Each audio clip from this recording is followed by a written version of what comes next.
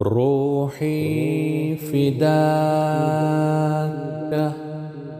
يا رسول الله. السلام عليكم ورحمة الله وبركاته. الحمد لله وكفى وسلام على عباده الذين اصطفى أما بعد. بسم الله الرحمن الرحيم. قل لن يصيبنا إلا ما كتب الله لنا هو مولانا وعلى الله فليتوكل المؤمنون.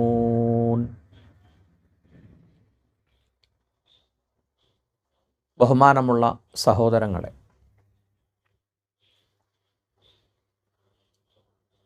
കൊച്ചു കേരളം കണ്ട ഏറ്റവും ഭയാനകമായ ദുരന്തപൂർണമായ ഒരു സംഭവമായിരുന്നു 9 ദിവസങ്ങൾക്ക് മുമ്പ് വയനാട്ടിലെ മുണ്ടക്കൈ ചൂരൽമലയിലുണ്ടായ അതിശക്തമായ ഉരുൾപൊട്ടൽ. നൂറുകണക്കിന് സഹോദരന്മാർ മരണപ്പെടുകയും നിരവധി മൃതശരീരങ്ങൾ പുഴയിലൂടെ ഒഴുകിപ്പോവുകയും ചെയ്ത, ഇനിയും 152ഓളം മൃതശരീരങ്ങൾ കിട്ടാനിരിക്കുന്ന ഒരു വലിയ ദുരന്തമാണ് കൊച്ചു കേരളം ഈ കഴിഞ്ഞ ആഴ്ച നേരിട്ടത്. പ്രകൃതിക്ഷോഭങ്ങൾ, ഉരുൾപൊട്ടലുകൾ, ഇതിനെക്കുറിച്ച് പരിശുദ്ധ ഖുർആൻ്റെ നിലപാടുകൾ, ഖുർആൻ പാഠം നാം പഠിക്കേണ്ടതുണ്ട്, മനസ്സിലാക്കേണ്ടതുണ്ട്. 3 കാര്യങ്ങളാണ് ഇതിലൂടെ നമുക്ക് വ്യക്തമാകുന്നത്. 1, മനുഷ്യൻ്റെ ഭാവി ഭാഗധേയം, അവൻ്റെ സുഖദുഃഖങ്ങൾ,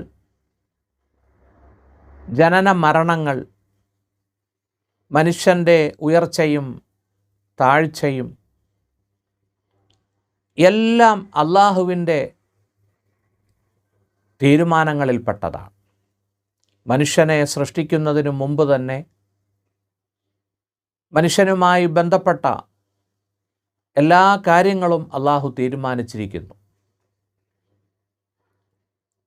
സൂറത്തു തൗബ 51-ാമത്തെ സൂക്തം നമുക്ക് കാണാം. ഖുൽ ലൻ യുസീബനാ ഇല്ലാ മാ കതബല്ലാഹു ലനാ. നബിയെ പറയുക, നമുക്ക് ഭവിക്കുകയില്ല അവൻ തീരുമാനിച്ചതല്ലാതെ. ഹുവ മൗലാന, അള്ളാഹു നമ്മുടെ യജമാനനാകുന്നു. ഹുവ മൗലാന വഅലല്ലാഹി ഫല്യതവക്കലിൽ മുഅ്മിനൂൻ. സത്യവിശ്വാസികൾ അള്ളാഹുവിനെ പരമേൽപ്പിച്ചു കൊള്ളട്ടെ. ഇവിടെ നമുക്ക് വരുന്ന ആപത്തുകൾ, ദുരന്തങ്ങൾ പരിശുദ്ധ ഖുർആൻ നമുക്ക് പറഞ്ഞു തരുന്നു. അത് മനുഷ്യകരങ്ങൾ പ്രവർത്തിച്ചതിൻ്റെ അനന്തരഫലങ്ങളുടെ പേരിലായിരിക്കാം.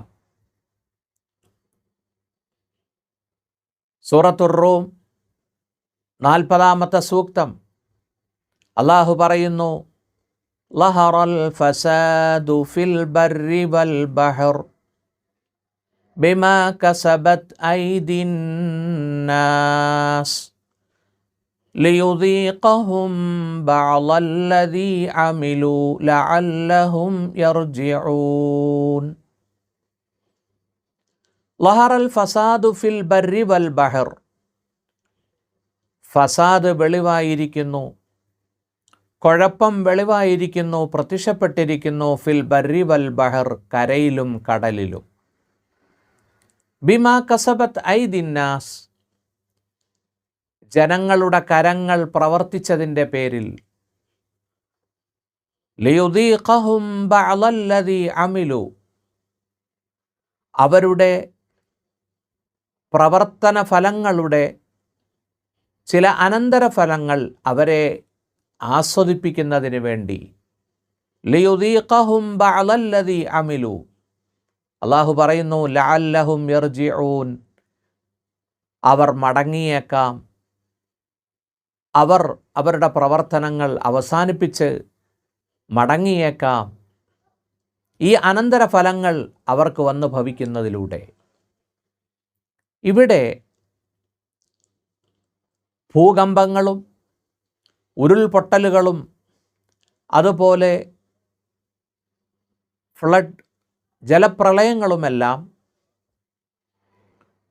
അതിനെക്കുറിച്ച് സയൻറ്റിസ്റ്റുകൾ നിരവധി പഠനങ്ങൾ നടത്തിയിട്ടുണ്ട്. പരിശുദ്ധ ഖുർആനും സൂറത്തുൽ മുഅ്മിനൂൻ 18-ാമത്തെ സൂക്തം പരിശോധിച്ചാൽ നമുക്ക് കാണാം, അല്ലാഹു പറയുന്നു വഅൻസൽനാ മിനസ് സമാഇ മാഅൻ ബിഖദരിൻ ഫഅസ്കന്നാഹു ഫിൽ അർള്, വാനലോകത്തു നിന്ന് മഴ വർഷിപ്പിക്കുന്നത് നാം ആണ്. വഅൻസൽനാ മിനസ് സമാഇ മാഅൻ ബിഖദർ, ആ മഴ അലക്ഷ്യമായി പെയ്യുന്നതല്ല, അത് നിശ്ചിതമായ അളവിലാണ് ഭൂമിയിലേക്ക് വർഷിക്കപ്പെടുന്നത്. എന്നിട്ട് അല്ലാഹു പറയുന്നു ഫഅസ്കന്നാഹു ഫിൽ അർള്, നാം ആ മഴയെ, ആ ജലകണങ്ങളെ ഭൂമിയിൽ നാം തങ്ങി നിർത്തുന്നു. നമുക്കറിയാം, ചില ഭൂമി ജലം സ്വീകരിക്കുന്നു, ചിലത് തിരസ്കരിക്കുന്നു. ചില പ്രദേശങ്ങളിൽ ധാരാളം ജലം സംഭരിച്ചു വയ്ക്കുന്നു. ഫഅസ്കന്നാഹു ഫിൽ അർള്, നാം അതിനെ ഭൂമിയിൽ തങ്ങി നിർത്തുന്നു, അതിനെ ശേഖരിച്ചു വയ്ക്കുന്നു. അല്ലാഹു പറയുന്നു. ഇതെങ്ങനെയാണ് പുറത്തേക്ക് വരുന്നത്? ഒരു വലിയ ശബ്ദത്തോടുകൂടി, വലിയ ശക്തിയോടെ ഇതെങ്ങനെ പുറത്തേക്ക് വരുന്നു? നമുക്കതിനെക്കുറിച്ച് ഒരു പഠനം നടത്തേണ്ടതുണ്ട്. അല്ലാഹു പറയുന്നു വഇന്നാ അലാ ദഹാബിൻ ബിഹി ലഖാദിറൂൻ, തീർച്ചയായിട്ടും ഈ വെള്ളത്തെ അവിടെ നിന്ന് നീക്കുവാൻ, പോക്കുവാൻ നമുക്ക് കഴിയുന്നതാണ്.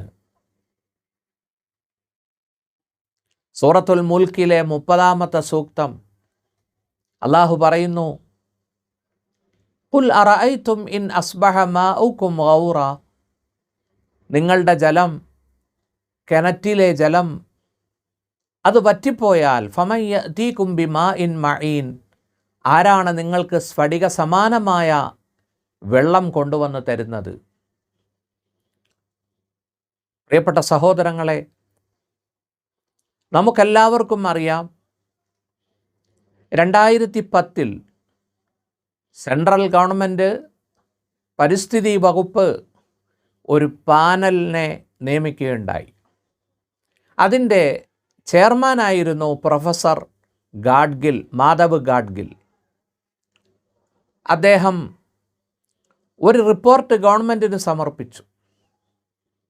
അതായത് 1600 കിലോമീറ്റർ നീളത്തിൽ കിടക്കുന്ന ഗുജറാത്തിൽ നിന്നും കന്യാകുമാരി വരെ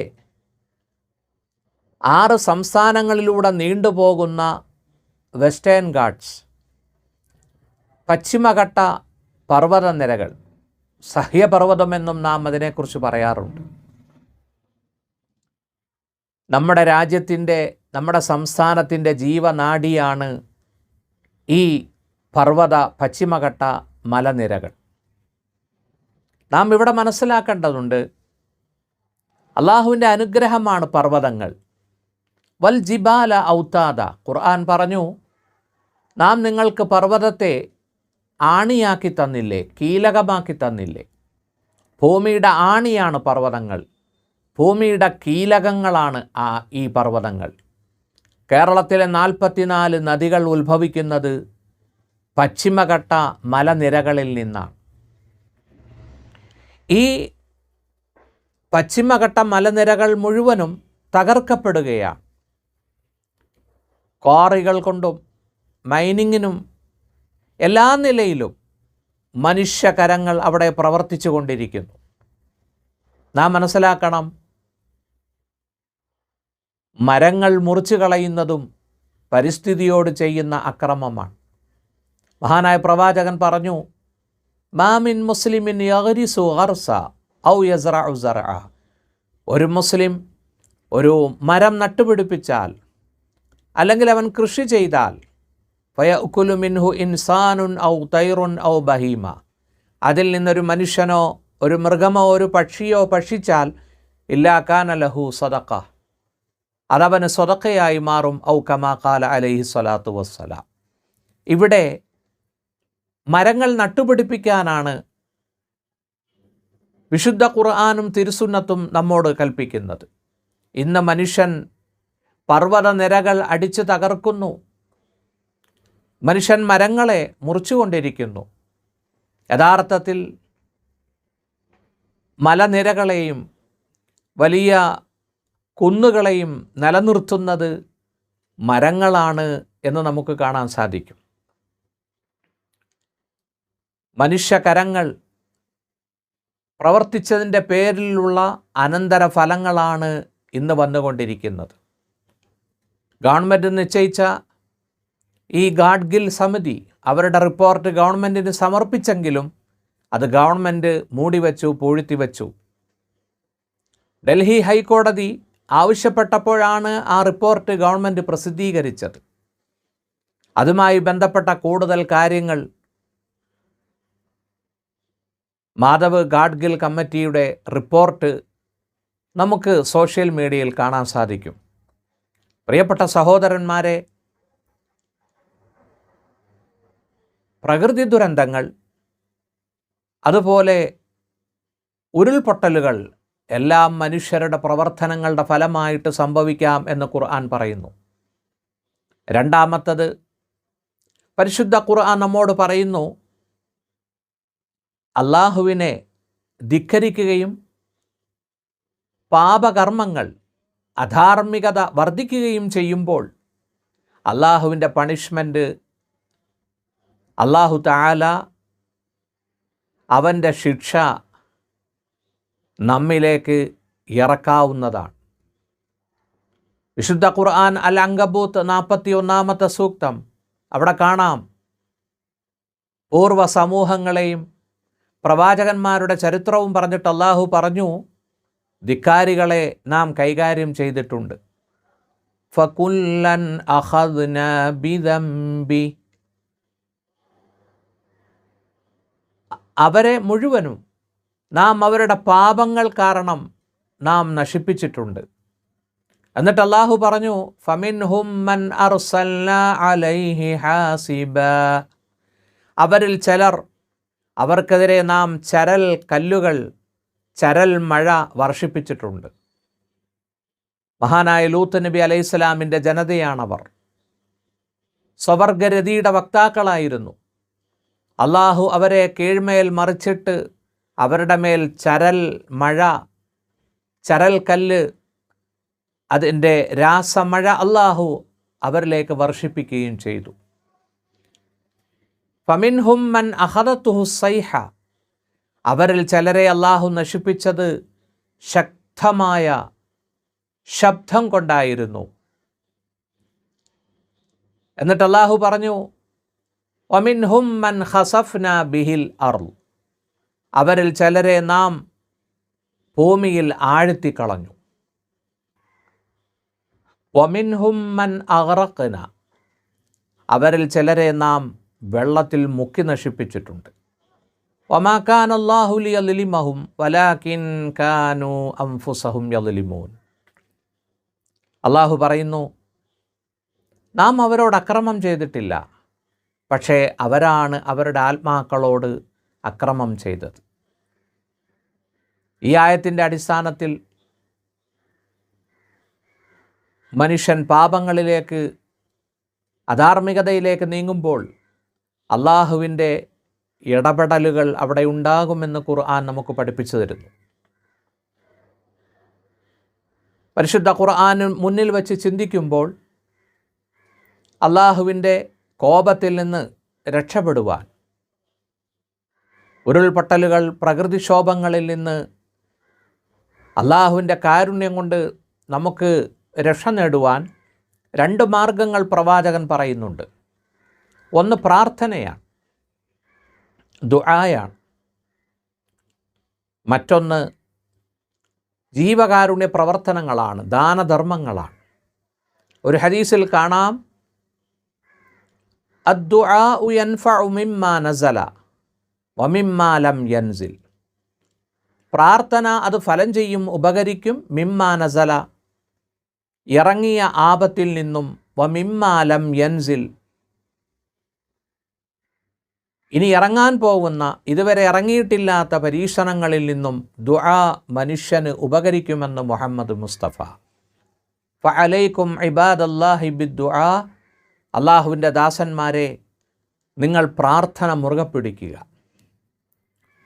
മറ്റൊരു പരിഹാരമാർഗം പുണ്യ റസൂൽ നിർദ്ദേശിക്കുന്നത് സനാഇഉൽ മഅറൂഫ്, ഏതെല്ലാം നന്മയുണ്ടോ, ഏതെല്ലാം ചാരിറ്റിയുടെ പ്രവർത്തനങ്ങളുണ്ടോ, ജീവകാരുണ്യ പ്രവർത്തനങ്ങളുണ്ടോ, നിങ്ങളത് മുറുകെ പിടിക്കുക. തഖി മസാരി അൽ സൂ, തിന്മയുടെ, ആപത്തിൻ്റെ എല്ലാ പരീക്ഷണങ്ങളും അത് സംരക്ഷിക്കും, ദുർമരണങ്ങൾ വരെ. കാരണം അള്ളാഹുവിൻ്റെ കൽപ്പന പ്രകാരമാണ് ഈ പ്രകൃതിയിലെ ഓരോ പ്രതിഭാസങ്ങളും. ഒരു ഇല പോലും വീഴുന്നത് അള്ളാഹു അറിയുന്നുണ്ട് എന്ന് പരിശുദ്ധ ഖുർആനിൽ നമുക്ക് കാണാം.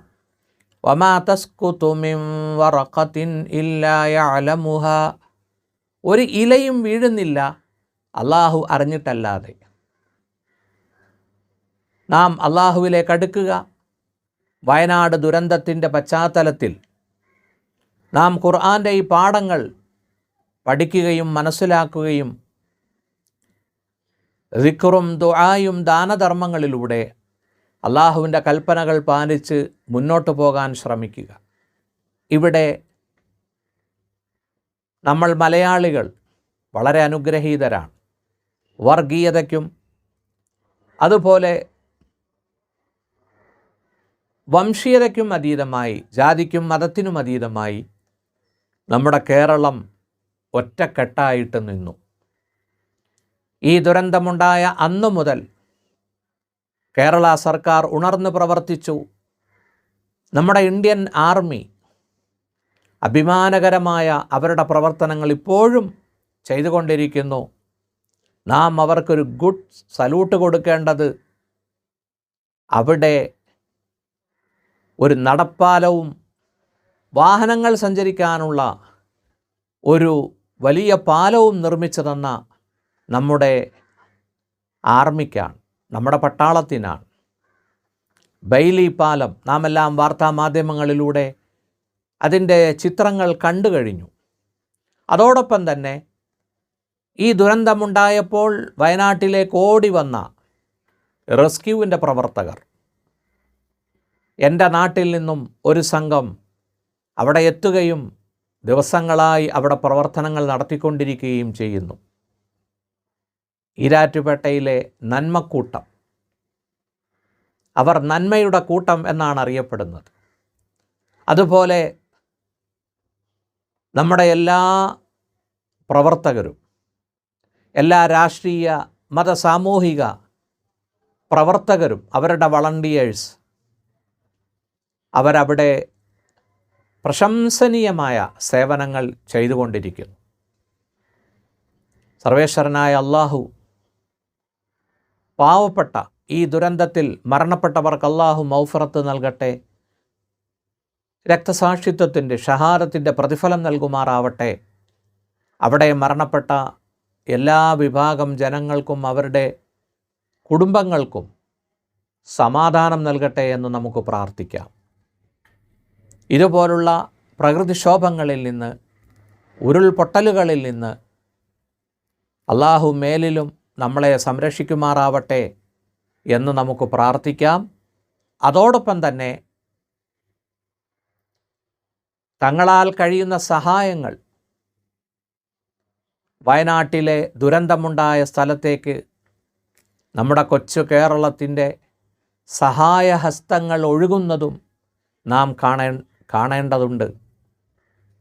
ലക്ഷങ്ങളായും അതുപോലെ കോടിയായും ആയിരങ്ങളായും പാവപ്പെട്ട ജീവിച്ചിരിക്കുന്ന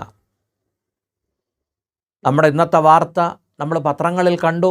9,000-ഓളം ജനങ്ങൾ ദുരിതാശ്വാസ ക്യാമ്പുകളിൽ കഴിഞ്ഞുകൂടുന്നു. അവർക്കെല്ലാം പുനരധിവാസം നമ്മൾ ഒരുക്കി കൊടുക്കേണ്ടതുണ്ട്, ഭവനങ്ങൾ ഒരുക്കേണ്ടതുണ്ട്. എല്ലാം നഷ്ടപ്പെട്ട, കഴിഞ്ഞ ദിവസം പത്രത്തിൽ കണ്ടു, ഒരു കുടുംബത്തിലെ 11 അംഗങ്ങളെയാണ് ഒരു പ്രവാസിക്ക് നഷ്ടപ്പെട്ടത്. ഭാര്യയും മക്കളും മാതാപിതാക്കളും എല്ലാം ഉൾപ്പെടെ. ദയനീയമായ രംഗമാണ് വയനാട്ടിലെ ചൂരൽമലയിൽ, മുണ്ടക്കയിൽ സംഭവിച്ചിരിക്കുന്നത്. കരളലിയിക്കുന്ന രംഗങ്ങൾ. നാം അവരോടൊത്ത് നിന്ന് നാം അവരെ ചേർത്ത് പിടിക്കണം. പക്ഷേ വളരെ സങ്കടകരമായ വാർത്തകളും വന്നുകൊണ്ടിരിക്കുകയാണ്. 1, 2, 3, 4 ധാരാളം ആളുകൾ വയനാട്ടിലെ ദുരന്തത്തിൽ സന്തോഷിക്കുന്നവരുണ്ട്. അതോടൊപ്പം തന്നെ മുലപ്പാൽ ചോദിച്ച് ഈ ദുരന്തത്തെ അവഹേളിച്ചവരുണ്ട്. മറ്റു പലതും ഞാനങ്ങോട്ട് കടക്കുന്നില്ല. അവർക്ക് നല്ല ബുദ്ധി അള്ളാഹു നൽകട്ടെ, ദൈവം നൽകട്ടെ എന്ന് ഞാൻ പ്രാർത്ഥിക്കുകയാണ്. നാം മലയാളികൾ ഒറ്റക്കെട്ടായിട്ട് നിന്ന് മുന്നേറേണ്ട സമയമാണിത്. കാരണം പ്രയാസം അനുഭവിക്കുന്നവരെ അവരുടെ പ്രയാസത്തിൽ നിന്ന് കരകയറ്റുന്നത്, അതാണ് ഏറ്റവും വലിയ ആരാധനയെന്നാണ് കവി പാടിയത്. തന്നാൽ കരയേറ്റേണ്ടവരെത്ര പേരോ താഴത്ത് പാഴ്ചേറ്റിൽ അമർന്നിരിക്കെ താനൊറ്റയിൽ ബ്രഹ്മപദം കൊതിക്കും തപോ നിധിക്കെന്തൊരു ചാരിതാർത്ഥ്യം. അള്ളാഹു നമ്മളെ അനുഗ്രഹിക്കട്ടെ.